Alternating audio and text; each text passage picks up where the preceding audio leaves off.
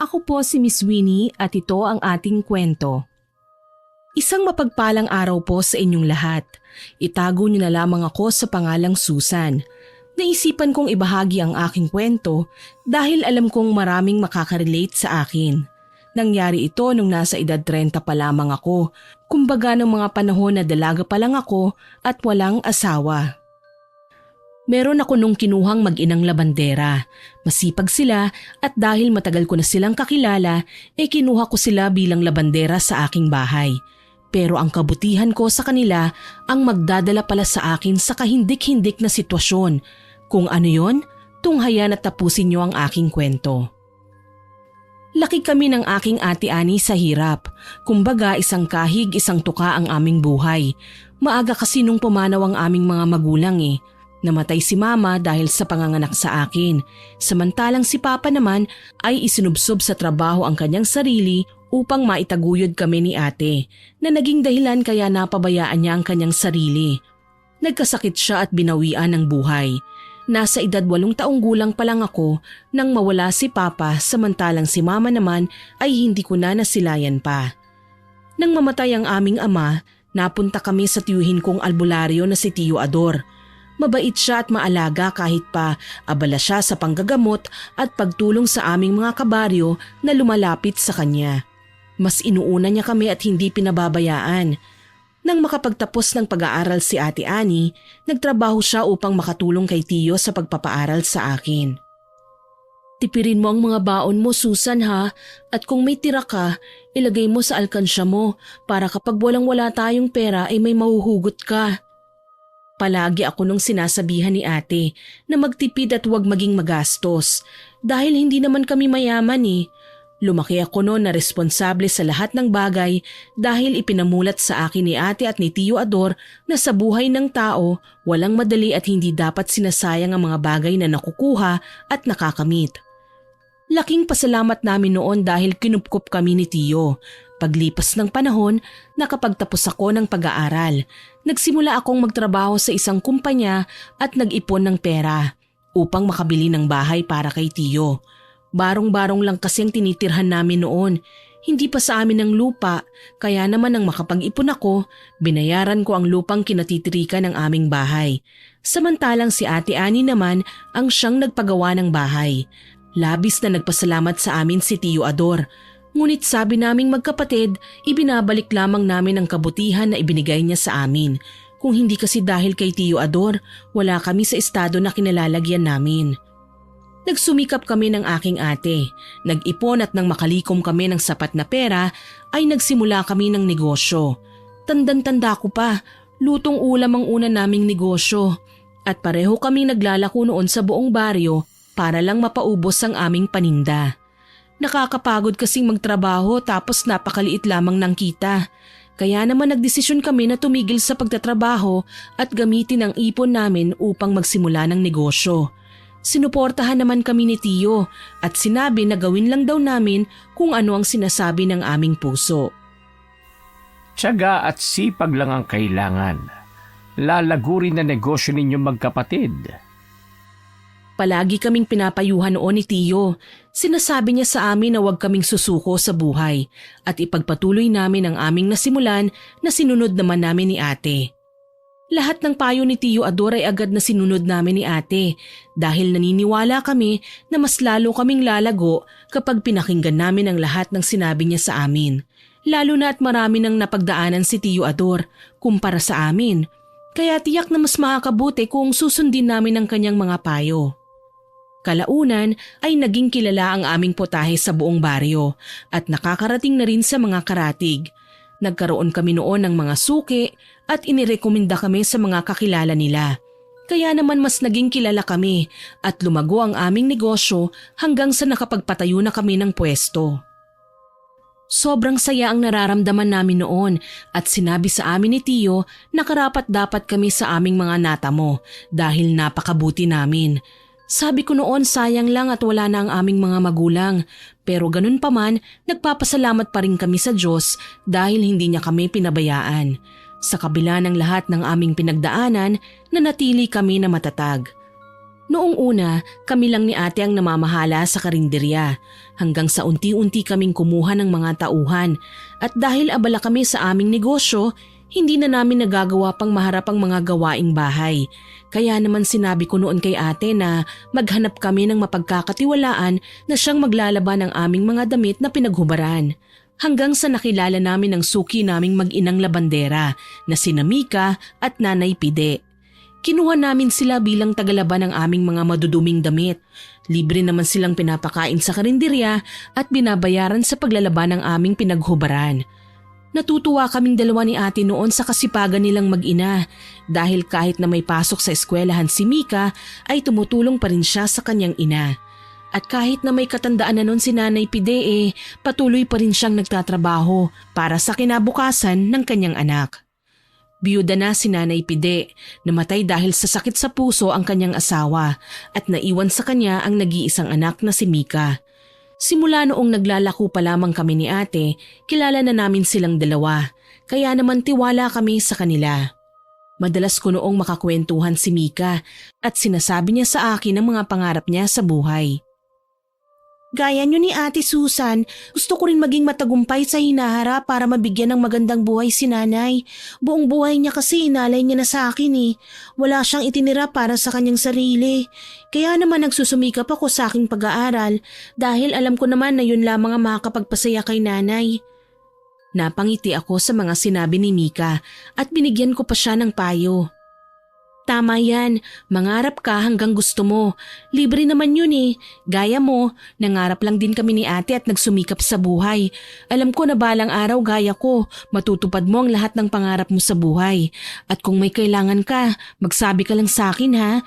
Tutulong ako sa abot ng aking makakaya.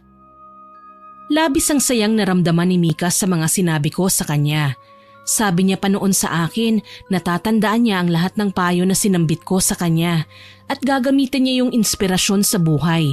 Natuwa naman ako noon sa mga sinabi niya at nakikita ko ang potensyal ni Mika na umasenso sa buhay. Sa paglipas ng mga araw, nagpatuloy ang paglago ng aming negosyo hanggang sa nakabili ako ng sarili kong bahay. Nagpaalam ako noon kay ate na gusto ko nang magsimulang mamuhay ng sarili ko. Pumayag naman sila ate at sinuportahan ako nila tiyo. Nagsimula ako nung ayusin ang aking bahay at nagawa kong mapaganda yon sa pamamagitan ng malikhaing kong imahinasyon. Nagpapatuloy pa rin kami ni ate sa pagtataguyod ng aming negosyo at kahit na marami na kaming tauhan noon, mas gusto pa rin namin ni ate na kami ang kumikilos sa aming karinderya. Ngunit nang magkaroon yon ng bagong branch, nagdesisyon kami ni ate na maghiwalay na at hawakan ng kanya-kanya ang aming mga negosyo. Naisipan kasi namin noon ni ate na wag lamang sa karinderya ituon ang aming atensyon. Nagtayo kami ng bagong negosyo at yun nga ang tindahan namin ng mga pabango. Mahilig kasi si ate sa mga ganong bagay eh. Bukod sa pabango ay nagbebenta rin kami ng mga cosmetic products. Lahat ng sinimulan naming negosyo ay naging malago at marami na kaming taong natutulungan. Gayunpaman, naging abala kami ni ate at nawalan na ng oras sa isa't isa. Pero ako ine-enjoy ko lamang ang aking buhay. Lumalabas pa rin ako kasama ng aking mga kaibigan at nililibang ko ang aking sarili. Ayoko kasi noon na sayangin ang oras ko at gusto kong maging makabuluhan ang aking buhay. Minsan pa, lahat ng kita namin noon sa karinderya ay ibinigay ko sa isang simbahan bilang donasyon para sa mga batang naulila. Hindi naman nagalit sa akin si ate dahil natuwa pa nga siya at marami raw kaming natutulungan ng mga bata. Hanggang sa naisipan ko na bigyan ng bahay sina Nanay Pide at si Mika. Nako, maraming salamat Susan. Malaking tulong sa amin ang bahay na ibinigay mo dahil hindi na namin kailangan na mangupahan. Salamat ha at napakabuti mo talaga kaya pinagpapala kayo ng ate mo. Sana hindi kayo magbago at marami pa kayong matulungan na ibang tao. Natuwa naman ako noon na makita silang masaya dahil sa simpleng tulong na ibinigay ko sa kanilang mag-ina. Sinagot ko rin noon ang pag-aaral ni Mika dahil nakikita ko na desidido siyang makapagtapos at maiahon sa hirap ang kanyang ina. Kaya naman gusto ko siyang tulungan. Maging si ate noon ay tumulong din sa kanilang dalawa dahil natutuwa kami at naaalala namin ang aming mga sarili sa kanilang mag-ina. Pero lahat pala ng kabutihan na ginagawa namin sa kanila baliwala lamang. Paano ko nasabi ang bagay na yon? Ipagpatuloy natin ang aking kwento. Dahil naging abala ko sa negosyo at hindi ko na maharap ang mga gawaing bahay, naisipan kong kunin bilang personal na tagalabas sina Nanay Pide at Mika. Hindi naman kasi marami ang aking mga hinubad. Naaawa rin ako noon sa kanila sa tuwing nakikita ko na napakarami nilang nilalabhan. Tapos napakaliit lamang ng binabayad sa kanila. Kaya naisipan ko noon na kunin sila upang hindi na sila mahirapan pa. Gusto ko po sanang kunin kayo bilang personal kong labandera. At syempre sa bahay ko po kayo maglalaba. May tiwala naman po ako sa inyong dalawa At huwag kayong mag-alala dahil hindi naman ako mahigpit. Kung anong meron ako sa bahay ko, parang sa inyo na rin dahil itinuturing ko na po kayong pamilya. Nagkatinginan silang mag-ina nang sabihin ko ang mga katagang yun at labis silang nagpasalamat sa akin. Nagsimula noon sila Nanay Pide na maging labandera ko. Hindi naman sila hirap dahil malilinis naman ang mga hinubad ko at iilan lamang ang mga yon. Kapag tapos na sila sa kanilang ginagawa, pinanonood ko sila sa telebisyon at pinaghahanda ko pa ng makakain dahil alam ko kung gaano nakakapagod ang maglaba. Parang kapatid ko na noon si Mika at nanay ko naman si Nanay Pide. Kaya kung ano ang kinakain ko, ganun din sila. Kumbaga, pamilya na ang turingan namin. Isang araw pag uwi ko sa bahay, naabutan ko na napakakalat.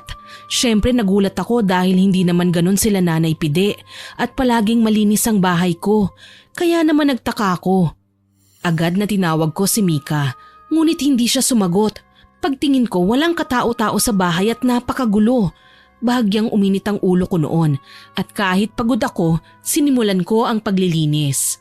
Ilang sandali ang lumipas, biglang dumating si Mika. May mga dala-dala siyang gamit na panlinis ng bahay at pawis na pawis siya. Nakapamewang na tinanong ko si Mika kung ano ang nangyari. Bakit naman napakakalat naman dito sa bahay? Nasaan ang nanay mo? Tambakan labahin at napakadumi ng bahay. Ano bang ginawa niyo dito? Nakayukong humingi ng pasensya si Mika sa akin at inilapag ang kanyang mga dala-dala. Pasensya ka na ate, kagagaling ko lang kasi sa eskwelahan Pag uwi ko dito, inabutan ko si nanay na walang malay sa lapag, kaya naman agad na dinala ko siya sa ospital. Medyo natagalan ako dahil pumila pa kami kahit na emergency naman. Pasensya na po talaga ha, ngayon lang po kasi nangyari ito at hindi ko inaasahan na daratnan ko si nanay ng walang malay. Nagulat ako sa sinabi ni Mika at bahagya pa akong nag-alala para sa kalagayan ni Nanay Pide. Kumusta si nanay mo? Naasikaso mo na ba siya? Tinawagan mo na lang sana ako at hindi ka na bumalik pa dito. Pasensya ka na kung medyo nataasan kita ng boses kanina. Pagod lang talaga ako Sinabi naman sa akin ni Mika na naiintindihan niya raw ako, kaya naman wala daw akong dapat ipag-alala. Sabi ko noon sa kanya na bumalik na lamang siya sa ospital para may makasama ang nanay niya. Binigyan ko pa siya ng pera upang mabili ang mga inireseta ng doktor sa kanila. Kaagad na nagpaalam sa akin si Mika at bumalik sa kanyang ina. Tinapos ko na lamang noon ang mga ginagawa ko at nagpahinga na. Pasado 6:00 na ng gabi nang magising ako at nakatanggap ako ng tawag mula kay Mika.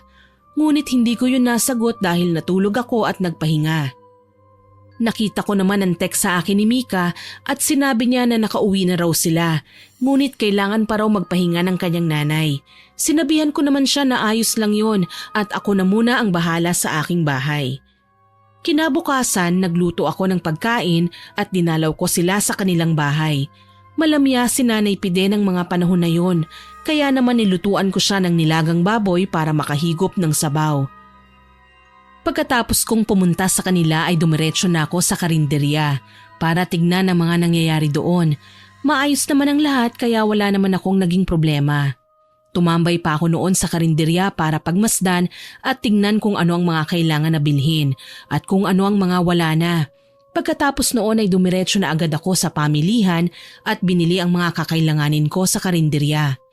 Sobrang bilis ng oras at hindi ko na namalayan na paggabi na pala nang matapos ako sa pamimili.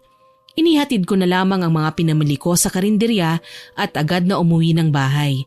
Pagdating ko ay naabutan ko si Mika na nagluluto. Nandyan ka na po pala, Ate Susan. Nagluluto po ako ng makakain mo dahil bilin po yan sa akin ni nanay. Dapat ko pong gawin ng trabaho namin dito eh. Naupo naman ako noon sa sala at pagod na napabuntong hininga. Kamusta ng nanay mo? Magsabi lang kayo sa akin kung anong kailangan niyo sa bahay ha. Nga pala, kumain ka na ba? Sumabay ka na lang sa akin at dalhan mo ng makakain ng nanay mo. Sinabi sa akin ni Mika na hindi pa raw siya kumakain dahil tinapos niya ang lahat ng labahin. Matapos niyang magluto ay agad na sinabayan niya akong kumain at nagkwentuhan kaming dalawa. Nga pala Ate Susan, ako nga pala ang nangunguna sa aming klase at pagdating ng araw ng aming pagtatapos, gusto ko po na nandun ka dahil naging inspirasyon ko po kayo ni Ate Annie. Natuwa ako sa sinabi ni Mika at kaagad akong pumayag sa kanyang nais. Matapos naming kumain ay umalis na rin siya kaagad dahil paiinumin pa raw niya ng gamot ang kanyang ina. Pag-alis ni Mika ay agad na tinawagan ko si Ate Annie at sinabi ko sa kanya ang mga sinambit sa akin ni Mika. Tuwang-tuwa naman si Ate Annie sa kanyang balitang narinig mula sa akin. Nagplano kaming dalawa na mag-organisa ng isang salo-salo bilang regalo para kay Mika dahil sa kasipagan niya sa kanyang pag-aaral. Alam ko kung gaano kahirap pagsabayin ang pag-aaral at pagtatrabaho. Kaya naman bilib ako kay Mika noon dahil sa murang edad niya nagagawa niyang mapagsabay ang kanyang trabaho at pag-aaral. Matapos ang araw na yon, namili ako ng mga lulutuin para sa salo-salong gagawin namin para kay Mika. Natuwa ako dahil para bang namiss ko na maghanda at magluto. Dati kasi palagi kaming nagluluto ni ate sa tuwing meron may kaarawan sa amin. Matapos kong mamili ng mga pagkain ay naisipan ko na bumili ng regalo para kay Mika. Binilhan ko siya ng mga personal na gamit, gaya ng damit at mga gamit niya sa eskwelahan. Ibinalot ko pa noon ang mga regalo ko kay Mika at tuwang-tuwa talaga ako sa mga pinamili ko para sa kanya dahil lahat ng yon ay alam kong magagamit niya. Sabi ko noon sa sarili ko na hindi man ako nagkaroon ng mga ganoong bagay nung nag-aaral pa ako pero masaya ako na makapagbigay ako ng ganoon sa taong nangangailangan. Alam ko noon na matutuwa si Mika kapag nakita niya ang regalo ko at sabi rin sa akin ni ate, bumili rin siya ng regalo para kay Mika. Kumbaga ang turing namin noon kay Mika ay para na rin naming sariling kapatid, bunso kumbaga. Nang dumating ang araw ng pagtatapos ni Mika, naghanda si Ate Annie. Samantalang ako naman ay sumama sa kanila sa eskwelahan. Nakita ko na maraming kaibigan si Mika, kaya naman natuwa ako. Nagsabi siya noon ng mensahe para sa lahat dahil siya ang nangunguna sa buong eskwelahan. Binigyan ko pa siya ng bulaklak at labis na nagpasalamat si Mika sa akin. Naiyak pa ako noon habang binabasa niya ang kanyang mensahe para sa lahat. Talaga namang nakakaantig ng puso at halatang pinagsikapan niyang sulatin. Nang matapos ang seremonya nila sa eskwelahan ay agad ko na siyang niyaya sa aking bahay. Laking gulat nilang mag-ina nang makita nila ang mga handa. Lumapit sa kanila si Ate Annie at agad na binigay ang kanyang regalo para kay Mika. Binabati kita sa iyong pagtatapos at nabanggit sa akin ni Susan na ikaw ang nangunguna sa inyong paaralan. Labis na nagpasalamat si Mika sa regalong binigay sa kanya ni Ate Annie. Agad ko namang kinuha ang regalo ko para sa kanya. Buksan mo na ang mga regalo namin sa iyo para makita mo na. Tiyak kong matutuwa ka. Muling nagpasalamat sa amin si Mika bago niya binuksan ang mga regalo. Unang tinignan niya ay ang bigay ko at tuwang-tuwa siya nang makita kung ano ang nilalaman. Niyakap pa ako ni Mika at muling nagpasalamat. Kitang-kita ko ang saya sa kanyang mga mata. Napangiti ako noon at nang buksan ni Mika ang regalo sa kanya ni Ate Annie, mas lalo siyang natuwa. Kahit ako hindi ko akalain na reregaluhan ni ate ng mga gintong kwintas, hikaw at pulsera si Mika. Naku, mahal po ito. Hindi ko matatanggap dahil nakakahiya naman po. Agad naman na ibinalik ni Mika ang regalo ni ate, ngunit pinilit ni ate ito sa kanya. Sige na, kunin mo na yan. Huwag ka nang mahiya dahil para talaga sa'yo yan. Pinasadya ko pa nga na ipaukit ang iyong pangalan dyan kaya huwag mong tatanggihan. Wala na ngang nagawa pa si Mika lalo na at nang isinuot na sa kanya ni ate ang mga yon. Bagay na bagay sa'yo, tapos isuot mo yung regalo ko sa iyong damit ha. Niyakap niya kaming dalawa at tuwang-tuwa naman kami. Nagsalo-salo kami at namigay ng handa sa aming mga kapitbahay. Ilang sandali naman ang lumipas ay dumating si Tio Ador. Aba, mukhang masaya kayo ah. Kumusta? Nagulat ako sa biglaang pagdating ni Tio at agad kaming nagmano sa kanya. Ipinakilala namin ni ate sila Mika at hindi ko alam ngunit para bang hindi maganda ang naging timpla ni Tio nang makita ang mag-ina. Nang matapos ang pagdiriwang, umuwi na sila Mika at nagpaalam na rin si Ate Ani. Samantala, kami naman ni Tio ay naiwan sa bahay. Tio, kanina pa po kayo tahimik. May nangyari po ba? O di kaya may nararamdaman po ba kayo? Malalim na napabuntong hininga si Tio Ador at para bang nag-aalinlangan pa siya na magsalita. Hindi ko alam kung paano ko sasabihin sa'yo. Pero si Pide kasi ay matagal ko lang kakilala. Isa siyang mambabarang na madalas lapitan noon sa baryo kapag nais gumanti ng tao. Napakunot ang noo ko sa sinabi ni Tio. Mambabarang? Ano yun? Hindi ko po maunawaan. Kaagad na sinabi sa akin ni Tio na magaling na mambabarang si Nanay Pide. Ngunit hindi daw alam ni Nanay Pide na kilala siya ni Tio Ador. Basta mag-iingat ka sa kanya. Sa kanila mag-ina lalo na at hindi natin alam kung hanggang kailan sila mabait sa inyo ng ate mo. Nagtaka ako sa mga sinabi ni Tio Ador at hindi ko akalain na gano'n ang mga sasabihin niya sa akin. Hindi ko naman sinabi kay ate ang mga sinabi ni Tio Ador dahil ayoko nang mag-isip pa siya. Alam ko kasi na abala si ate kaya ayoko siyang istorbohin pa. Matapos ang pag-uusap namin na yon ni Tio Ador ay umalis na rin naman siya. Sabi niya pa sa akin noon na mag-iingat ako, wag daw akong basta-basta nagtitiwala sa kahit na sino. Ewan ko ba, pero sa puntong yon hindi ko sinunod si Tio. Para kasi sa akin, malabong gawin nila Nanay Pide ang kanyang mga sinasabi. Matagal ko na rin kasi namang kilala sila Mika at pakiramdam ko noon hindi nila magagawa sa akin ang mga bagay na yon. Nagpatuloy ako sa pagtitiwala kay Nanay Pide at Mika. Hindi ko sila pinag-isipan ng masama dahil gaya ng palagi kong sinasabi, parang pamilya na ang turing ko sa kanilang mag-ina. Sa paglipas ng mga araw ay nagulat na lang ako dahil hindi na tumuloy sa kolehiyo si Mika. Nagtaka naman ako kaya naman kaagad na kinausap ko siya at tinanong ang kanyang dahilan. Matanda na kasi si Nanay, Ate Susan. Gusto ko na sa bahay na lamang siya at magpahinga. Naisip ko na pwede pa naman akong mag-aral sa susunod. Pero sa ngayon, kailangan ko munang mag-ipon para sa mga gamot ni Nanay. Nakakahiya naman po kung aasa lamang ako sa'yo, lalo na't hindi mo naman kami kaano-ano. Nagulat ako sa sinabi ni Mika sa akin at napakunot pa ang aking noo sa kanyang mga sinambit. Pwede mo namang ipagpatuloy yung pag-aaral mo habang nagtatrabaho ka dito sa akin. Hindi naman kailangan na araw-araw kang nandito Kung kailan ka lang libre. Sayang naman kasi kung hihinto ka sa pag-aaral mo. Labis na nagpasalamat sa akin si Mika, ngunit mabilis niyang tinanggihan ang aking alok. Nagpapasalamat po ako sa pagiging mabuti mo sa akin, Ate Susan. Pero kapag nag-aral ako wala nang mag-aasikaso kay Nanay Sigurado kapag medyo lumakas-lakas na ulit si Nanay, tsaka ako papasok muli at ipagpapatuloy ang aking pag-aaral. Nirespeto ko na lamang ang mga desisyon ni Mika at sinabi ko sa kanya na susuportahan ko siya sa anuman ang kanyang gagawin.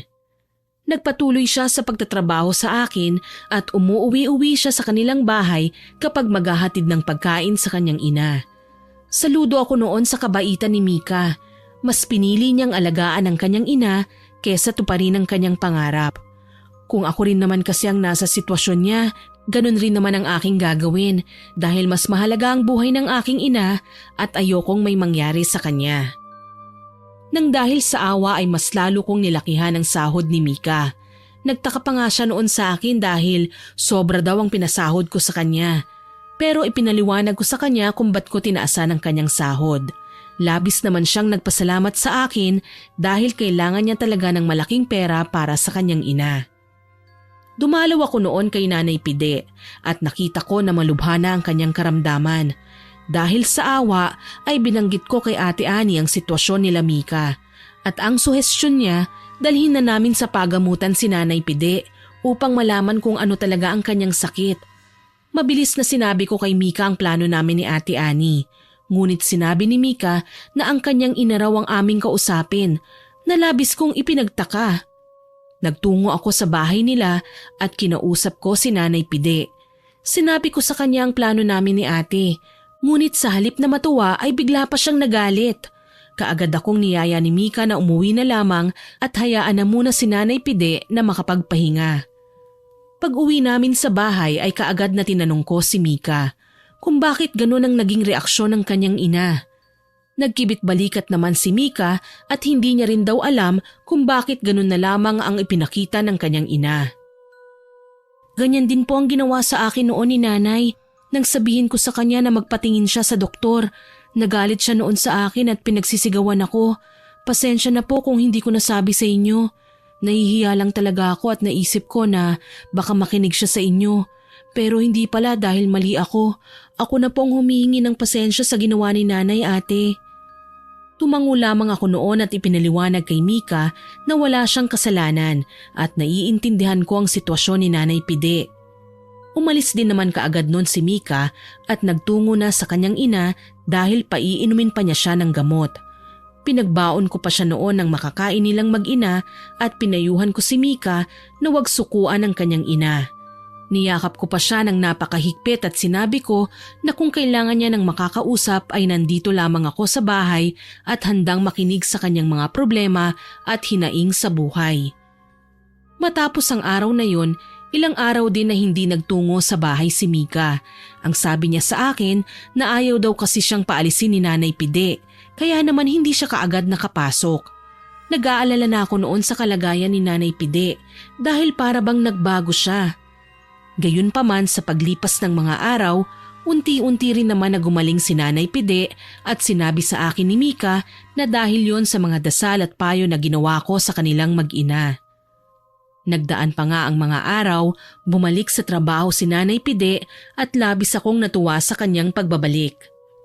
Maraming salamat sa pag-unawa sa akin noon at pasensya na sa mga nagawa ko sa iyo.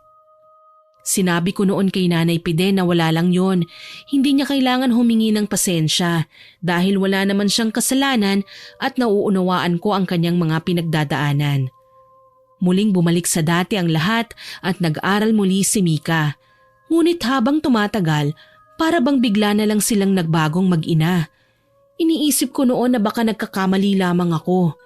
Pero habang tumatagal, napapansin ko na para bang nagiging maluho si Mika. At ganun rin si Nanay Pide na labis kong ikinagulat. Nung una, hindi ko pinapansin ang mga kilos nilang kakaiba.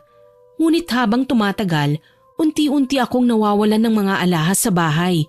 Hindi ako nag-isip ng masama sa kanilang mag-ina dahil may tiwala naman ako sa kanila. Pero isang araw, habang naliligo ako, ay nakaramdam ako na para bang may pumasok sa aking silid. Kaya naman dali-dali akong lumabas ng banyo at doon ay nakita ko si Mika. Binubuksan niya ang lalagyan ng mga alahas ko.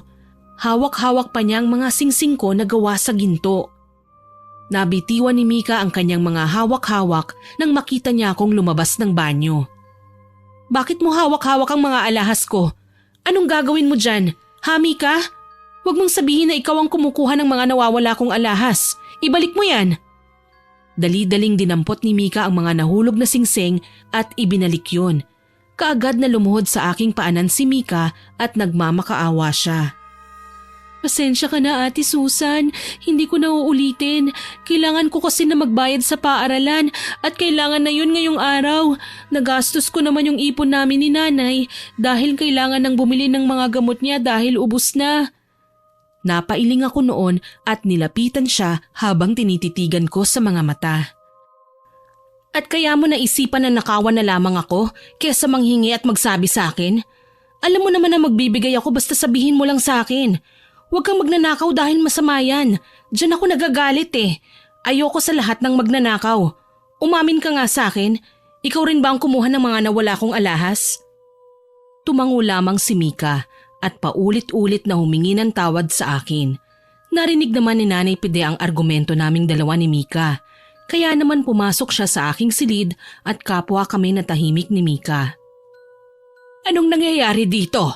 Bakit parang galit na galit ka, Susan? May nagawa bang anak ko na hindi mo nagustuhan? Napatingin pa si Nanay Pide sa hawak ni Mika ng mga alahas ko. Ngumiti naman ako ng peke at sinenyasan ko si Mika na huwag magsasabi sa kanyang nanay dahil baka ikasama pa yon ni Nanay Pide. Naku wala Nanay Pide. Nag-iensayo lang kami nitong si Mika para sa aktingan nila sa eskwelahan. Nakahinga ako ng maluwag dahil naniwala naman si Nanay Pide sa palusot ko. Akala ko noon nagsasabi ng totoo si Mika at buong akala ko walang kaalam-alam si Nanay Pide. Pero nagkamali ako ng aking akala. Isang araw, galing ako sa karinderya dahil kailangan na pumunta ako roon at nagkaroon ng sakit ang tagapagluto namin. Kaya naman ako muna ang siyang pumalit. Pagdating ko sa bahay, laking gulat ko dahil bukas ang ilaw. Naisip ko noon na baka naroon si Nanay Pide at naglilinis pa rin ng bahay. Ewan ko ba, pero naisipan ko na dahan-dahan na pumasok at nanlaki ang mga mata ko nang marinig ko ang kanilang pag-uusap. Napaka-utu-utu talaga ni Ate Susan. Akala niya hindi mo alam ang mga ginagawa kong pagnanakaw sa kanya. Masyado siyang tiwala sa ating dalawa at hindi niya alam inuunti-unti na natin ang mga kayamanan niya. Nanlaki ang aking mga mata sa sinabi ni Mika at padabog kong binuksan ang pintuan. Ganun ba? Hindi ako makapaniwala na kaya niyong gawin sa akin ang lahat ng yon.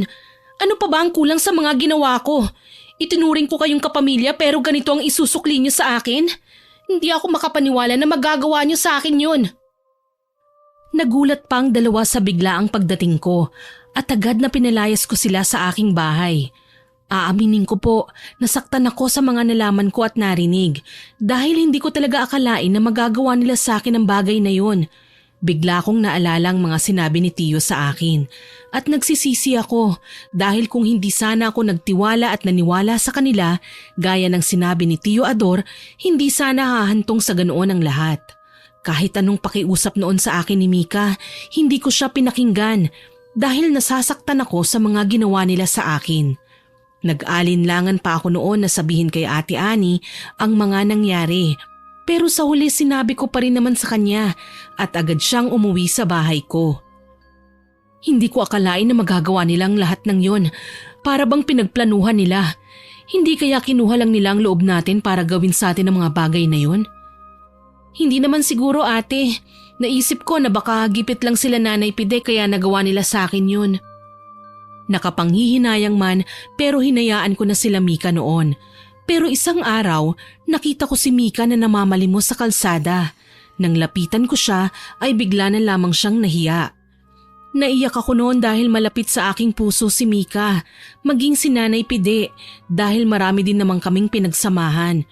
Kaya naman kahit na masama ang loob ko sa kanila ay agad kong tinanong si Mika kung anong nangyari sa kanila ng kanyang ina. Nahihiyaman ngunit sinabi ni Mika sa akin ang kanilang sitwasyon. Kaya naman sa awa ay pinabalik ko sila sa aking tahanan na hindi ko na sana dapat ginawa pa. Nang dahil sa kabaitan at awa, naranasan ko ang isang kahindik-hindik na pangyayari. Nang bumalik sila Mika sa aking bahay ay wala naman silang ginawang masama. Gaya ng dati ay ginagawa lamang nila ang kanilang trabaho at umaalis na rin kaagad. Hindi ko naman sila noon lubusang pinagkakatiwalaan dahil nga sa mga ginawa nila sa akin. Ngunit hindi ko na rin sila pinagdudahan na may gagawin pa silang hindi maganda sa akin. Hanggang isang araw, bigla na lamang sumama ang aking pakiramdam at nagsuka ako. May kasamang uod ang mga niluwa ko na labis kong ikinatakot kaya naman mabilis akong nagtungo sa personal kong doktor. Ngunit wala naman silang nakita na kakaiba. Akala ko noon baka may nakain lamang ako na hindi gusto ng tiyan ko o di kaya naman ay sirang pagkain. Pero hindi ko naman matandaan na may nalasahan akong panis at ang labis na pinagtataka ko kung bakit may uod ang sinuka ko. Hindi ko na lamang ikinuwento kay ate ang nangyari sa akin dahil ayokong mag-alala siya sa akin lalo na at abala siya sa mga negosyo namin. Sa paglipas ng mga araw, mas lalong sumama ang aking kalagayan at pakiramdam ko merong gumagalaw sa loob ng aking tiyan. Kaya naman agad akong nagtungo sa ospital upang magpatingin. Laking gulat ko noon nang may makita ang mga doktor na insekto sa loob ng aking katawan. Kaya naman kaagad na nagpa-opera ako upang matanggal yon. Dahil sabi ng mga doktor, maaaring doon daw nanggagaling ang sakit na nararamdaman ko. At malaki ang tsansa na makaapekto yon sa aking kalusugan, lalo na at buhay ang insekto sa loob ng aking katawan. Kaagad naman na natanggal ang insekto sa aking katawan at nalaman naman ni ate ang nangyari kaya pinagalitan niya ako. Bakit hindi mo sinabi sa akin ang nangyari sa'yo? Sabi ko hindi ba, huwag kang maglilihim sa akin. Kung hindi pa ako tumawag sa bahay at hindi sinabi sa akin ni Mika na nasa ospital ka, hindi ko pa malalaman. Aba Susan, natututo ka na magsinungaling sa akin ah. Kaagad na pinaliwanag ko kay ate na ayoko lamang na mag-alala siya sa akin at makadagdag pa sa kanyang mga iniisip. Napabuntong hininga na lamang si Ate Annie at agad na niyakap ako. Napangiti ako noon dahil ramdam ko na mahal talaga ako ni ate. Salamat ate sa pag-aalala mo sa akin ha. Pero sana wag nang makarating kay Tiyo ang mga nangyari sa akin. Ayoko kasing mag-alala siya sa akin eh. Tumango naman si ate sa sinabi ko at nangako naman siya na hindi niya sasabihin kay Tiyo ang mga nangyari. Basta pansamantala akong uuwi sa bahay niya. Kahit ayoko sana ay pumayag na lamang ako upang hindi na makarating kay Tiyo ang mga nangyari sa akin. Sinabi ko noon kina Nanay Pide na hindi na muna nila kailangang pumunta sa aking bahay dahil pansamantala akong tutuloy sa bahay ng ate ko. Bago ko umalis, ibinigay ko nga sa kanila ang kanilang buong sahod. Tumuloy ako sa bahay ni Ate Annie at doon na muna ako tumira sa kanya dahil sa kagustuhan niyang maalagaan niya ako. Ngunit simula nang lumipat ako sa bahay ni ate, nagsimula ang mga kakaibang pangyayari sa akin. Isang gabi, habang nagluluto ako ng panghapunan namin ni ate, bigla na lamang akong nakaramdam ng malamig na hangin na para bang hinawakan ako sa likuran. Nagtayuan ang aking mga balahibo sa braso. Paglingon ko, nakabukas na ang bintana na ikinataka ko naman dahil isinarado ko yun. Hindi ko na lamang pinansin pa yon at isinara ko na lamang muli at naghain na ng makakain. Tumawag kasi sa akin si ate na malapit na raw siya, kaya naman naghanda ako ng makakain namin. Ilang sandali pa ang lumipas, nakarinig ako ng katok sa pintuan, kaya dali-dali ko yung binuksan. Ngunit laking pagtataka ko dahil wala namang katao-tao sa labas ng aming bahay. Sinara ko na lamang ulit yon at inisip ko na baka nagkamali lamang ako ng pagkakarinig. Ngunit hindi pa ako tuluyang nakakapunta sa kusina, muli akong nakarinig ng 3 katok at sa puntong yon napakalakas na para bang halos sirain na ang pintuan. Takot na takot ako noon, dali-dali akong kumuha ng kutsilyo sa kusina ngunit nang sumilip ako sa bintana, wala na naman akong nakita. Labis ang dagundong ng aking puso dahil sa sobrang kaba na nararamdaman ko ng mga oras na yon. Hindi ko alam kung bakit ko naririnig ang mga katok na yon. Paulit-ulit kong narinig ang katok hanggang sa hindi ko na nga nakayanan at napasigaw na lamang ako ng dahil sa takot. Nabitawan ko na nga ang kutsilyong hawak-hawak ko at agad kong tinakpan ang aking tenga upang hindi ko na marinig pa ang katok sa labas. Umiiyak na ako ng mga oras na yon at ilang sandali ang lumipas, naramdaman ko na may humawak sa akin. Napaatras pa ako dahil sa takot ko. Bakit ka umiiyak, Susan? May nangyari ba? Kanina pa ako kumakatok pero hindi ka sumasagot. Kaya naman binuksan ko na lamang ang pintuan dahil may susi naman ako. Mabilis na niyakap ko si ate at ikinuwento ko sa kanya ang mga nangyari. Mabilis naman na nag-ikot sa paligid si ate dahil baka daw may pumasok na magnanakaw o di kaya naman ay nangtitrip lang. Ngunit wala kaming nakita na kahit na anino ng sino man.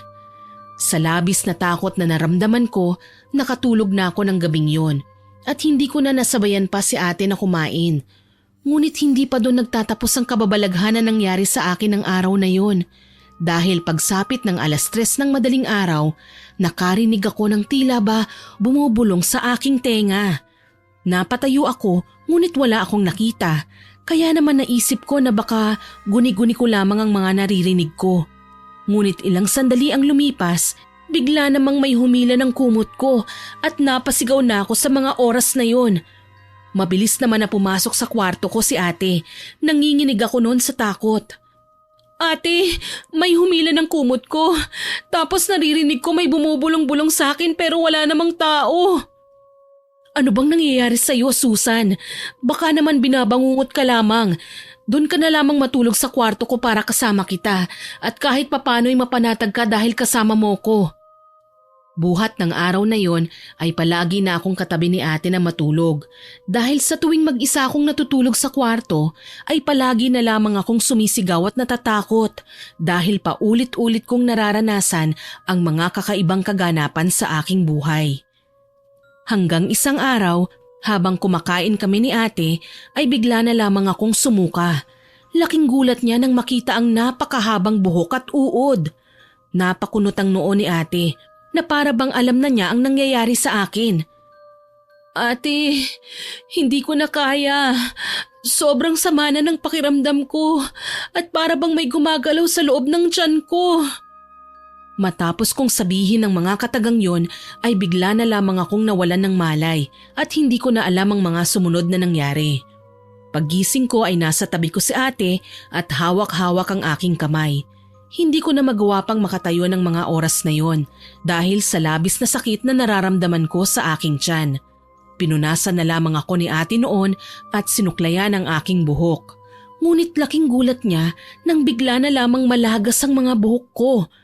Napasigaw ako noon sa takot at hindi ko na talaga alam ang aking gagawin dahil pakiramdam ko hindi na normal ang nangyayari sa akin. Sa tingin ko kailangan na nating lumapit kay Tiyo. Hindi normal ang nangyayari sa'yo. Pakiramdam ko binabarang ka. Malakas ang hinala ko na maaaring sila Nanay Pide ang gumawa nito sa'yo. Pero sana lang mali ako ng hinala. Ayoko sanang iparating kay Tiyo Ador ang mga nangyayari sa akin. Ngunit wala na kaming malalapitan pa ni ate. Kaagad na umuwi kami ng probinsya kung saan nakatira si Tiyo. Gulat na gulat siya nang makita ang malaking pagbabago sa akin. Pumayat kasi ako at namumutla ang aking labi. Tapos nauubos na noon ang mga buhok ko. Tinubuan pa ako ng mga kung ano-anong sugat sa katawan at nagnanana pa yun. Nahihiya akong makita ng ibang tao ang aking kalagayan dahil talaga namang nakakadiri ang aking itsura. Alam niyo ba yung parang buhay na naaagnas na? Ganon ang itsura ko. Unang tingin pa lang sa akin ni Tiyo Ador ay napailing na siya. Sinabihan na kita na mag-iingat ka sa mag-inang yon pero mukhang hindi mo ko pinakinggan. Nagulat pa si ate sa sinabi ni Tiyo. Ano? Binalaan ka na pala ni Tiyo? Hindi mo man lang sinabi sa akin? Susan naman, ano bang ginagawa mo? Tignan mong sitwasyon mo ngayon, kinawawa ka nila. Ikinuwento ni ate ang lahat ng nangyari at ang mga ginawa nila Nanay Pide noon kay Tiyo Ador. Napabuntong hininga na lamang si Tiyo Ador at agad na ikinuwento naman ang mga nalalaman niya sa mag-ina. Talamak namang babarang ang mag-ina na yon. May anam sila sa karunungang itim. Kaya nga nagulat ako nang makita ko sila sa bahay ni Susan. Binalaan na kitang bata ka pero hindi mo ko pinakinggan. Ugali na nila mag-ina na magpaawa sa mga tao.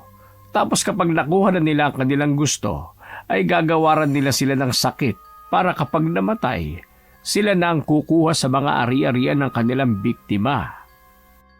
Hindi ako makapaniwala sa mga sinabi ni Tiyo sa akin. Sinubukan ni Tiyo Ador na gamutin ako, ngunit sadyang malakas ang mag-ina dahil nagawa nilang matalo si Tiyo.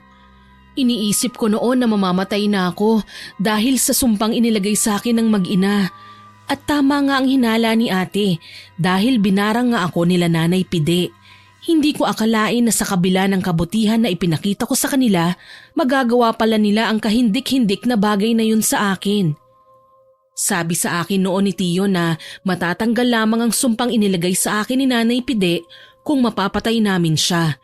Ngunit nang puntahan ni ate ang kanilang bahay ay wala na sila roon at naglaho na para bang bula. Siguro naisip na nila na pupuntahan namin sila, kaya naman mabilis silang lumipat. Ate, mamamatay na ba ako? Paano na ako?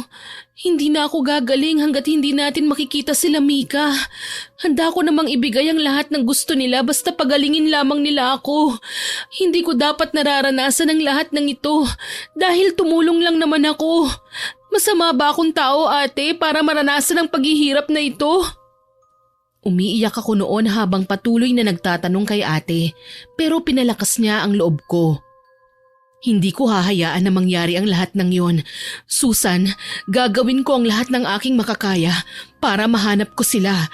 At kung kailangan na maglabas ako ng malaking halaga para lang makita sila, gagawin ko yon. Huwag ka lang mawala sa amin. Nangihina na ako ng mga panahon na yon at para bang nawawalan na ako ng pag-asa sa buhay na lumaban. Pero patuloy na pinalalakas nila ate ang aking loob. Maging si Tio ay naghanap ng paraan upang matanggal ang sumpang inilagay sa akin ng mag-ina. Humingi na siya ng tulong sa mga kapwa niya albularyo. Hindi ko alam kung ano ang gagawin ko noon, basta nagdadasal ako gabi-gabi at hinihiling sa Panginoon na pagalingin niya na ako. Nakahanap naman ng solusyon noon si Tio upang kahit papaano ay maibsan ang nararamdaman kong sakit. Nagtutulungan silang lahat upang mapagaling ako. Ngunit tila ba hindi sapat yun dahil napakalakas ng mag-ina. Hindi ko alam kung bakit nila ginagawa sa akin ang mga bagay na yun dahil wala naman akong natatandaan na may nagawa akong pagkakamali sa kanila. Isang gabi, habang mahimbing akong natutulog, bigla ko na lamang napanaginipan si Mika. Umiiyak siya at humihingi ng tawad sa akin. Hindi ko alam pero para bang naapektuhan ako sa mga napanaginipan ko. Para ba kasing nagsisisi siya sa mga nagawa niya sa akin. Pero naisip ko noon na baka hindi ko lang talaga matanggap na nagawa sa akin nila Mika yon, kaya ako napapanaginipan ng bagay na yon. Makalipas ang 1 taon, nagpapasalamat ako dahil buhay pa rin ako. Medyo naging malakas na ako dahil sa gamot na naimbento nila Tio. Isang araw, naisipan ko na maglakad-lakad upang magpahangin. Wala noon si ate dahil nasa Maynila siya noon at hinahanap pa rin ng mag-ina. Samantalang si Tio naman noon ay nasa bahay ng kanyang mga kaibigan at naghahanap sila ng paraan upang matapos na ang paghihirap ko. Sa totoo lang, gusto ko nang sumuko ng mga panahon na yon. Ngunit dahil sa suporta nila Tio Ador at Ate Annie, lumalaban pa rin ako at gusto kong gumaling muli. Yun na nga, habang naglalakad ako ay napansin ko na may isang babaeng nakatingin sa akin mula sa hindi kalayuan. Nang mapadpad ang tingin ko sa kanya ay bigla na lamang siyang tumakbo palayo na ikinataka ko. Nung una hindi ko yun pinapansin dahil sa isip-isip ko baka nagtataka lamang siya sa itsura ko. Pero habang tumatagal para bang nawiwirduhan na ako sa kanya. Kaya naman isang araw habang naglalakad ako, sinadya ko nang magkunwaring nadapa ako. At gaya ng inaasahan ko, mabilis niya akong nilapitan at tinulungan niya akong makatayo. Akmang aalis na sana siya ngunit mahigpit ko siyang hinawakan, dahilan upang hindi siya makalayo sa akin. Tinanggal ko ang kanyang talukbong sa muka at nanlaki ang aking mga mata nang makita ko na ang babaeng yun ay walang iba kung hindi si Mika. Anong ginagawa mo dito sa probinsya ng tiyo ko? At nasan ang nanay mo? Bakit tinataguan na kami? Bakit niyo ako binarang? Ano ba ang pagkakamali ko na nagawa ko sa inyo? Hindi ko siya hinayaan noon na makaalis at tinakot ko siya na sisigaw ako kapag nagpumiglas siya. Sasabihin ko yung totoo sa iyo kung nasan si nanay, pero ipangako mo sa akin ate na hindi mo ako idadamay ha. Hindi mo rin sasabihin sa kanya na ako ang nagturo ng kinaroroonan niya. Nagulat ako sa mga sinabi ni Mika dahil bakit naman niya ilalaglag ang sarili niyang ina? Paano ako makakasiguro na nagsasabi ka ng totoo? Umpisa pa lang niloko mo na ako, kayong dalawa ng nanay mo, at nagawa pa ninyong lagyan ako ng sakit. Umiyak noon si Mika at lumuhod sa aking harapan, pero hindi na ako naniniwala sa kanya kahit na nagmamakaawa pa siya sa akin. Kaagad naman na ipinaliwanag sa akin ni Mika kung ano ang katotohanan. Aaminin ko, ako ang nag-udyok kay nanay na barangin ka para makuha namin ang kayamanan mo. Pero habang tumatagal, nakukonsensya na ako.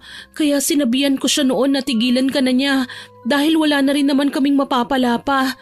Pero nagalit siya sa akin at tinakot niya ako. Pero bakit mo naman sinasabi ang lahat ng ito? Gayong nanay mo siya. Baka naman pakulo niyo lamang ito. Matagal na akong hindi umuuwi sa bahay. Simula nang malaman ko na hindi naman talaga ako tunay na anak. Nakilala ko na ang tunay kong mga magulang at ninakaw lamang pala ako ni Nanay Pide sa kanila dahil nagagalit siya sa tunay kong magulang. Pero hindi niya pa rin ako tinitigilan at binigyan niya rin ng sakit ang mga tunay kong magulang. Natatakot ako na baka pati ako idamay niya sa kanyang galit. Kaya naman hinanap ko kung saan kayo nakatira. Matagal ko nang gustong sabihin sa iyo ang totoo pero nauunahan ako ng takot eh. Patawarin mo ako Ate Susan sa mga kasalanan ko sa iyo. Gulat na gulat ako sa mga isiniwalat ni Mika sa akin. Pero syempre, hindi kaagad ako naniwala. Kaya naman sinama niya ako sa tahanan ng sinasabi niyang tunay niyang magulang. Doon ko nakita ang kanilang kalagayan, kaya naman binigyan ko sila ng gamot na ginawa ni Tiyo. Kailangan mong makipagtulungan sa amin. Hindi mo kailangan matakot dahil kasama mo kaming lalabanan si Nanay Pide. At kung gusto mo talagang maisalba ang buhay ng iyong tunay na magulang, tutulong ka sa amin. Tumango naman si Mika at pumayag sa aking sinabi. Hinatid niya ako pabalik ng bahay at niyakap ako ng napakahigpit ni Ate Annie nang makauwi ako. Ngunit nang makita niya si Mika, sinampal niya siya ng paulit-ulit na agad ko namang inawat. Ang kapal din naman ang pagmumukha mo na magpakita pa dito sa amin sa kabila ng ginawa niyo sa aking kapatid. Halos ikamatay niya ang sumpang inilagay niyo sa kanya. Kaagad na humingi ng pasensya si Mika kay Ate Annie at ipinaliwanag ang mga nangyari. Pinatotohanan ko naman ang lahat ng sinabi niya. Nandito si Mika para makipagtulungan sa akin upang mahanap natin si Nanay Pide at nang matapos na ang kasamaan niya dahil maging ang tunay na magulang ni Mika, binigyan niya rin ng sakit kagaya ko. Hindi pa rin ako lubusang naniniwala sa babae na yan. Baka mamaya kasabwat pa niya ang mga ipinakilala niyang magulang sa'yo. Hintayin natin si Tiyo at siya ang magdedesisyon. Naintindihan ko noon si ate at nais niya lamang na makasiguro na hindi nagsisinungaling si Mika sa amin. Dumating naman si Tiyo at napangiti siya nang makita si Mika. Nandito na pala ang inaasahan kong bisita na makakatulong sa atin sa paghahanap kay Pide. Pabuti naman na pagtanto mo na mali ang inainahan mo. Akala ko kagaya ka pa rin ng dati, na ututo at sunod-sunuran sa lahat ng sinasabi niya. Nagulat naman si Mika sa mga sinabi ni Tiyo Ador at hindi siya makapaniwalang kilalang kilala siya ng aking tiyuhin. Paano niyo nalaman ang lahat ng yun? Hindi ko pa naman sinasabi sa inyo ah. Takang-taka si Mika sa mga nalalaman ni Tiyo at agad namang nagpaliwanag si Tiyo Ador. Matagal ko na kayong kilala. Maliit ka pa noon na makalaban ko ang iyong ina at ginamit ka pa niya laban sa akin. Sinabi ko na sa iyo ang katotohanan noon pero hindi ka naniwala sa akin at mas pinanigan mo ang tinuturing mong ina. Nanlaki ang mga mata ni Mika na para bang naaalala na niya ang lahat at noon din ay nakilala niya si Tiyo Ador. Kayo pala yun, kaya pala nung nakita ko kayo noon sa bahay ni Ate Susan, parang pamilyar kayo sa akin. Nandito ako para makipagtulungan sa inyo. Sabihin niyo lamang sa akin kung ano ang maitutulong ko para matapos na ang kasamaan ni Nanay Pide. Naniwala si Ate Annie sa mga oras na yon. Dahil pinatunayan ni Tiyo na nagsasabi ng totoo si Mika. Sabihin mo sa amin kung saan nagtatago si Pide. Kami na ang bahala at manahimik na lamang kayo rito sa bahay. Huwag kayong mag-alala dahil walang masasaktan sa inyo. Dahil matagal na namin pinaghandaan na makaharap si Pide. Natahimik bigla si Mika. Akala ko nga hindi na siya magsasalita eh. Pero sabi niya sa akin, bigla na lamang daw nanikip ang kanyang dibdib at naalala niya ang kanyang mga magulang. Kaya naman hindi pa man niya nasasabi kung nasan si Pide, ay bumalik na siya sa kanilang bahay. Sinamahan naman namin siya sa pag-aakala na tatakasan niya kami. Pagdating sa tahanan ng kanyang mga magulang, nanlumo kami nang makita na wala ng buhay ang mga magulang niya. Galit na galit si Mika at halos magwala na siya ng mga oras na yun. Ngunit pinigilan lamang namin siya ni ate. Alam ko na siyang may gawa nito. Wala siyang kasing sama. Itinago niya na nga ang totoo sa akin simula ng bata ako tapos kinuha niya pa kaagad ang mga magulang ko. Ilang sandali ang lumipas, bigla na lamang nanikip ang aking dibdib at ako naman ang nawalan ng malay. Paggising ko, nasa bahay na ako at nasa tabi ko si Mika at ate. Mas pinalala ni Nanay Pide ang iyong sakit, pero hindi na niya matatakasan sila Tiyo dahil papunta na sila sa kinaroroonan niya. Ipagdasal na lamang natin na sana magtagumpay sila Tiyo na matalo ang mambabarang na yon, alang-alang sa pagkamatay ng mga magulang ni Mika at sa paggaling mo. Tahimik lamang ako noon pero kinakabahan na ako sa mga mangyayari.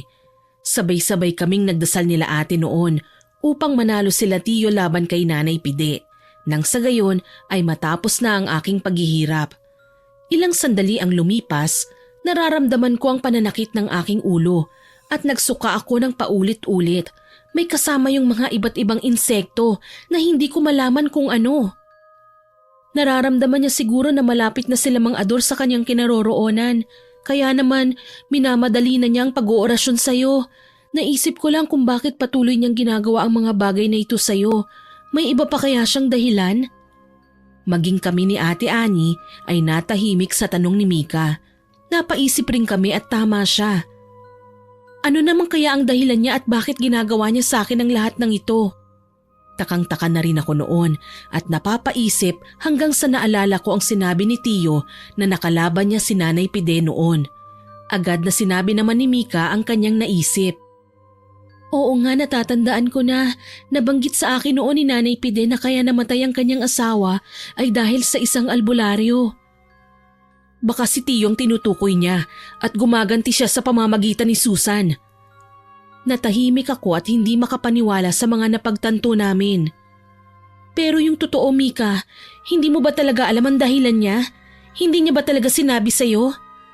Natahimik naman si Mika at ilang sandali ay nakatanggap kami ng tawag mula kay Tiyo. Si Ate Ani ang siyang sumagot sa tawag na yon. Kitang-kita ko kung paano nabitiwan ni ate ang cellphone na hawak niya at kasabay nun ang pagngiti ni Mika. Lumayo ka sa kanya, Susan! Hindi siya si Mika! Siya si Pide! Akmang hihilahin ako ni ate, pero mabilis na sinakal ako ni Nanay Pide na nagpapanggap bilang si Mika. Alam ko na para bang naguguluhan kayo, pero tapusin ninyo ang aking kwento at nang maliwanagan kayo. Biglang dumating sila Tiyo at agad na kinausap nila si Nanay Pide. Bitiwan mo ang pamangkin ko at kung may galit ka sa akin, ako ang harapin mo at parusahan. Huwag si Susan, wala siyang kasalanan sa'yo. Umawa lamang si Nanay Pide at kaagad akong hinagis, dahilan upang tumama ang ulo ko sa pader. Nanlalabo ng mga paningin ko ng mga oras na yon, pero nilabanan ko. Paghawak ko sa ulo ko, nakita ko ang dugo sa aking kamay. Mabilis naman na nilapitan ako ni Ate Ani at nilagyan niya ng tela ang ulo ko upang maibsan ang pag-agos ng dugo. Ano bang ginawa namin sa iyong kasamaan para gawin mo ang lahat ng ito sa kapatid ko? Nagawa mo pang patayin si Mika dahil ayaw mong malaman namin ang kinaroroonan mo? Tumawa naman noon si Nanay Pide at sinagot ako. Bakit hindi niyo tanungin ang magaling niyong tiyuhin kung bakit ko ginagawa ang lahat ng ito at kung ano ba ang koneksyon niyo kay Mika? Naguguluhan na ako ng mga panahon na yon at hindi ko na alam kung ano bang mga sinasabi niya. Walang hiya ka. Ninakaw mo na nga sa akin ang anak ko. Pinatay mo pa siya. Naguluhan kami ni ate sa mga sinabi ni Tiyo Ador. Ngunit alam namin na hindi yun ang oras para magtanong sa kanya. Dahil nasa kalagitnaan kami ng pakikipaglaban sa isang tao na hindi namin malaman kung demonyo na nga ba. Nakakatuwa naman dahil ako pa talaga ang pinagbibintangan mo na pumatay kay Mika, samantalang ikaw naman ang kumitil sa buhay ng sarili mong anak. Oo, tama kayo nang narinig, Susan. Anak nga ni Ador si Mika at pinagpalit ko ang aming anyo upang mapaslang siya ng tiyuhin niyo. Nang sa ganoon, maramdaman niya ang sakit na dinamdam ko noon. Di ba ang saklap? Ikaw pa mismo ang pumatay sa sarili mong anak. Nagulat kami sa mga nalaman namin at napayuko na lamang si Tiyo Ador. Isiniwalat ni Nanay Pide ang lahat ng nangyari sa nakaraan. Dati pa palang magkaaway si Tiyo Ador at Nanay Pide. Si Mika ay anak ni Tiyo Ador na ninakaw noon ni Nanay Pide. Ang magulang na ipinakilala ni Mika sa amin ay mga peke lamang at nagsinungaling si Nanay Pide kay Mika upang magamit niya siya laban kay Tiyo Ador. Tama na ang mga buhol-buhol mong kwento. Huwag kayo maniwala sa kanya dahil hindi lahat ng sinabi niya ay totoo. Umalis na kayo, Ani, at itakas ang kapatid mo. Ako nang bahala kay Pide. Pero Tiyo, hindi ka namin pwedeng iwanan na lang dito. Baka mapahamak ka at hindi namin yun kakayanin. Pumalakpak naman si Nanay Pide at humalakhak. Di sabay-sabay kayong mamamatay dito. Maganda nga yun. Makikita nyo kung paano ko kitilan ng buhay ang bawat isa sa inyo. Sino ang gustong mauna? Bakit hindi mo unahan? Ikaw muna ang unang mamamatay. Uto-uto! Nanlaki ang mga mata namin sa biglaang pagsulpot ni Mika na akala namin noon ay patay na. Nagtaas naman ang tingin si Tiyo at nasilayan namin ang pilyong ngiti sa kanyang labi. Agad niyang sinabi na hindi niya naman talaga napatay si Mika, nasugatan niya lamang. Ngunit agad niya ring nakilala ang kanyang anak, kaya naman hindi niya tinuluyan. Galit na galit si Nanay Pide at akmang susugurin niya ako nang humarang si Ate Ani. May hawak siyang buntot pagi na nadampot niya sa lapag. Sige, lumapit ka para latiguhin ko ang mukha mong demonyo ka! Napaatras si Nanay Pide nang iwasiwas ni ate ang buntot pagi at nakita ko na natakot siya.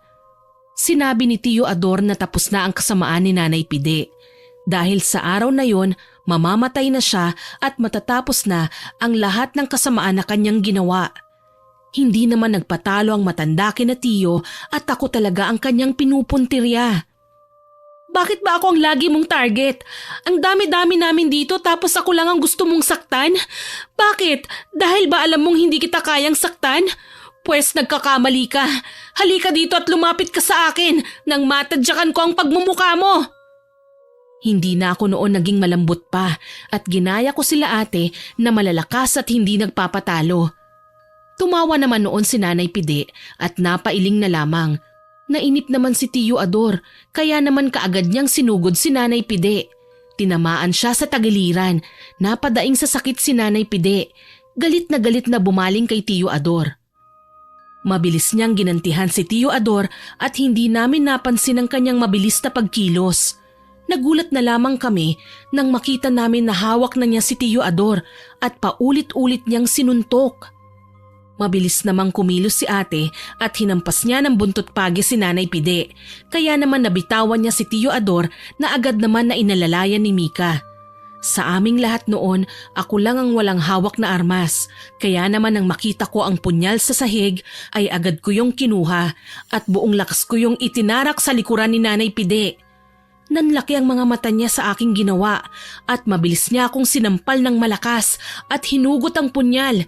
Akmang itatarak niya yun sa akin, ngunit nahampas ni ate ang kanyang kamay, dahilan upang mabitawan niya yon. Mabilis na kumilos si Tiyo Ador at kinuha ang punyal.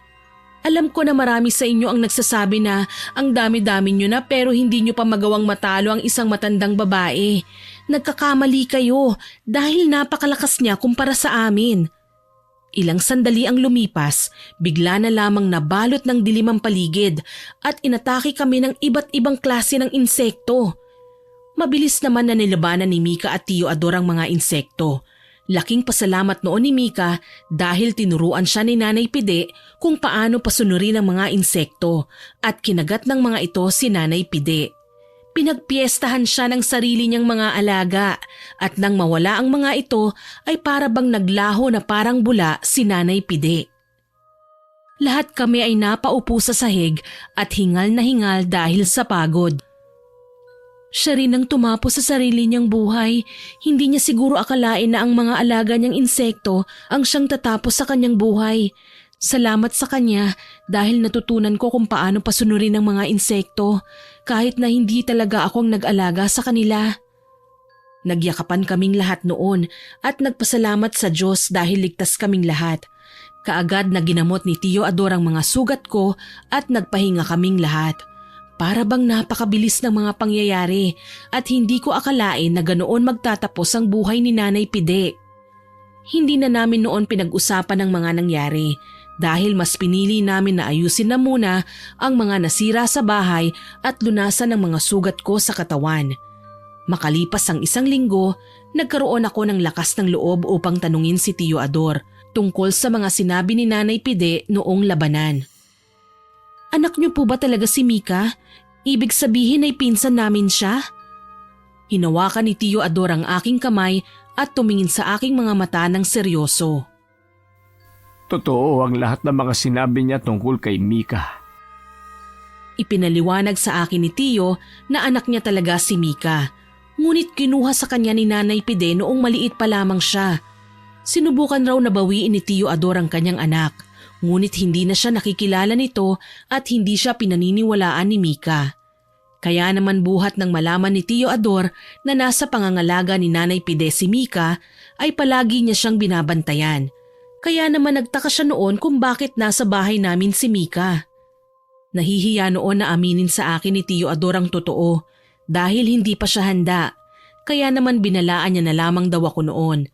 Ngunit hindi ko naman siya pinakinggan. Sabi pa nga sa akin ni Tio na natuwa siya noon nang malaman niya na magkasundo kami ni Mika. Pero duda na raw noon si Tio Ador kung bakit bigla na lamang naging mabait sa akin si Nanay Pide. Hindi kami makapaniwala ni Ate Ani sa mga isiniwalat ni Tio Ador. Tinanong pa namin noon si Mika kung ano ang nararamdaman niya na hindi niya pinaniwalaan noon ang sarili niyang ama. Masyado pa kasi akong bata noon at kung ano lamang ang sinasabi sa akin ni Nanay, yun lamang ang aking pinaniniwalaan dahil palagi niyang sinasabi sa akin noon na wala ako ni isang pagkakatiwalaan kundi siya lamang. Ipinaliwanag ni Mika na nainggit lang talaga siya noon sa akin kaya sinabi niya ang mga bagay na yun kay Nanay Pide. Labis na humihingi ng tawad si Mika sa kanyang nagawa sa akin. Sabi ko sa kanya, hindi na yun mahalaga. Ang importante, tapos na ang paghihirap namin at sa wakas ay magkakasama na kami. Nagsimula kami ng bagong buhay bilang pamilya. Nagtulong-tulungan kami upang mapalago ang bawat negosyo. Nangako naman si Mika na hindi niya gagamitin sa kahit na sino ang natutunan niya mula kay Nanay Pide. Pinabalik namin sa pag-aaral si Mika at sinuportahan sa anumang kurso na naisin niya. Alam naman namin noon na nasasaktan pa rin siya sa pagkawala ni Nanay Pide dahil naging malaking parte din naman siya ng kanyang buhay at nakasama niya siya sa mahabang panahon. Kaya naman hindi kami nagsasalita noon o nag-uusap tungkol kay Nanay Pide. Dahil alam namin na kahit hindi magsalita si Mika, apektado pa rin naman siya. Sa paglipas ng mga araw, unti-unti ko na ring nakalimutan ang mga masasalimuot na nangyari sa akin nang dahil kay Nanay Pide. Sabi ko noon sa sarili ko na babaguhin ko na ang mga nakagawian kong pagiging matulungin. Pero sinabi sa akin noon ni Tio, hindi ko kailangan baguhin ang aking sarili dahil lamang sa mga pinagdaanan ko. Gamitin ko raw ang lahat ng nangyari sa akin bilang inspirasyon at para mas maging matatag sa hinaharap. Tama naman si Tio sa mga sinabi niya kaya naman itinatak ko sa aking isipan ang mga payo na sinabi niya sa akin. Minsan ay napapanaginipan ko pa rin ang mga naganap, pero sa tuwing nangyayari yun ay agad akong nagdarasal at humihiling sa Diyos na sana matanggal na yun sa aking isipan. Alam ko naman na imposible ang hinihiling ko at pinagdarasal, pero umaasa pa rin naman ako. Sa paglipas ng taon, nakapagtapos bilang isang doktor si Mika dahil nais niya raw na makapagpagaling ng mga may sakit. Taliwas man ang kanyang propesyon kay Tio ay sinuportahan pa rin siya nito at sinabihan siya na sana sa mabuti niya ito magamit. Bumawi rin noon si Tio Ador kay Mika at bawat oras ay sinulit nila. Samantalang kami naman ni ate ay nagpatuloy pa rin naman sa buhay. Gaya ng dati, tumutulong pa rin naman kami sa nangangailangan pero nang dahil sa mga nangyari ay naging maingat na kaming dalawa. Sa totoo lang po, nahirapan na kami noon magtiwala. Pero kalaunan, ipinakita sa amin ng Diyos na hindi lahat ng makakasalamuha namin ay kagaya ni Nanay Pide. Marami pa rin namang mabubuting tao na mapagkakatiwalaan at hindi aabusuhin ang aming kabaitan. Hindi man naging madali ang lahat ng aming pinagdaanan pero ipinagpapasalamat namin yun sa Diyos dahil binigyan niya kami ng ganoong pagsubok Siguro kung hindi nangyari sa amin yun, ay hindi kami magiging matatag sa ngayon. Ginawa naming inspirasyon ang mga naganap sa aming buhay at mas lalo kaming naging mabuting tao at naging matatag sa lahat ng pagsubok. Ibinahagi ko ang aking kwentong ito upang magbigay aral sa lahat ang aking mga karanasan. Isang aral ang aking maiiwan sa inyong lahat. Hindi masamang maging mabuti sa kapwa, ngunit pipiliin lang natin ang ating pagkakatiwalaan. Pairalin natin ang kabutihan at pagpapatawad sa bawat isa. Hanggang dito na lamang po, maraming salamat. Naway nagustuhan niyo ang aking ibinahaging kwento. Ako po si Miss Winnie na nagsasabing hanggang sa muli at salamat sa inyong pakikinig.